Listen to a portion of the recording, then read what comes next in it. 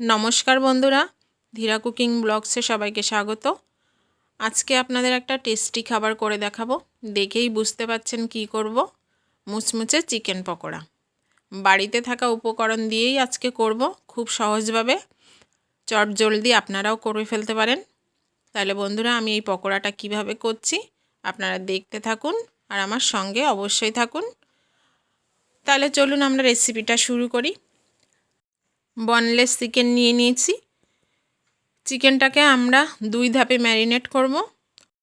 আমরা প্রথম স্টেপে ম্যারিনেট করব হলো গোলমরিচ, আদা আর হলো রসুন। দেব স্বাদ মতো নুন আর দেব সয়া সস। ভালোভাবে ম্যারিনেট করে নেব। আমি গোলমরিচ, আদা আর রসুনটাকে ভালো করে বেটে নিয়েছি। এটাকে খুব ভালো করে মাখাতে হবে, মাখিয়ে 10 মিনিট রেস্টে রাখতে হবে। প্রথম ধাপের ম্যারিনেট করা শেষ, 10 মিনিট আমি রেস্টে রেখে দেব।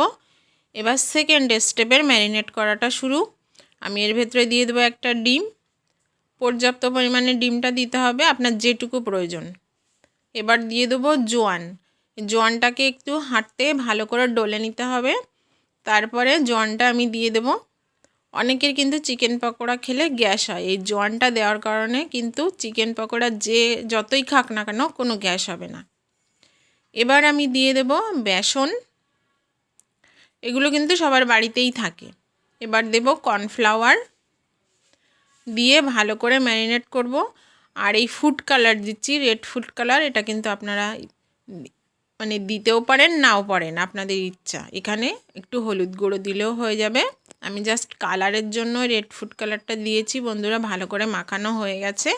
এবার আমি সাদা তেলে পকোড়াগুলো ভাজবো। রিফাইন তেলটা ভালো করে গরম করে নিয়ে এবার পকোড়াগুলো আমি একটা একটা করে আস্তে আস্তে ছাড়বো। সব কিন্তু একসঙ্গে দেওয়া যাবে না, একটা একটা করেই ছাড়তে হবে। একসঙ্গে দিলে কিন্তু লেগে যাবে। এজন্য একটা একটা করে পকোড়া দিয়ে ভাজতে হবে। আর এই সময় কিন্তু গ্যাসটা মিডিয়াম টু লো আঁচে রাখতে হবে। একদম হাই স্পিডে কিন্তু ভাজা যাবে না, তাহলে চিকেনের ওপরটা পুড়ে যাবে, ভেতরটা কিন্তু সেদ্ধ হবে না। এখানে কিন্তু চিকেনটাকে ভাজতে ভাজতে অলরেডি সেদ্ধ হয়ে যাবে ভেতরেও, আর সুন্দর একটা কালার আসবে। দেখুন বন্ধুরা, পকোড়াটা আমার ভাজা হয়ে গেছে। একটু সময় নিয়েই কিন্তু ভাজতে হয়েছে। এবার আমি নামিয়ে নেব। আরও কিছু পকোড়া আছে, আমি এইভাবেই ভাজা করে নেব। আর দেখুন কতটা সুন্দর দেখাচ্ছে, আপনারা দেখেই বুঝতে পাচ্ছেন। তেলটা ঝরিয়ে কিন্তু উঠাতে হবে। আমি একটা টিস্যু পেপারের উপরে রেখেছি, প্লেটের ওপর টিস্যু পেপার দিয়ে, যাতে পকোড়ার তেলগুলো সব টেনে নেয়। এক্সট্রা যে তেলটা এই টিস্যু পেপারেই কিন্তু টেনে নেবে। তাহলে বন্ধুরা, খুব সহজে কিন্তু আপনাদের পকোড়া বানানো দেখিয়ে দিলাম। আপনারাও বাড়িতে ট্রাই করুন আর আমাকে কিন্তু অবশ্যই জানাবেন কেমন লাগলো। আর আমার চ্যানেলটাকে অবশ্যই সাবস্ক্রাইব করবেন, ভিডিওগুলো বেশি বেশি করে দেখবেন, লাইক করবেন, শেয়ার করবেন, কমেন্টস করবেন। তাহলে বন্ধুরা, আজকে এই পর্যন্তই। ভালো থাকবেন।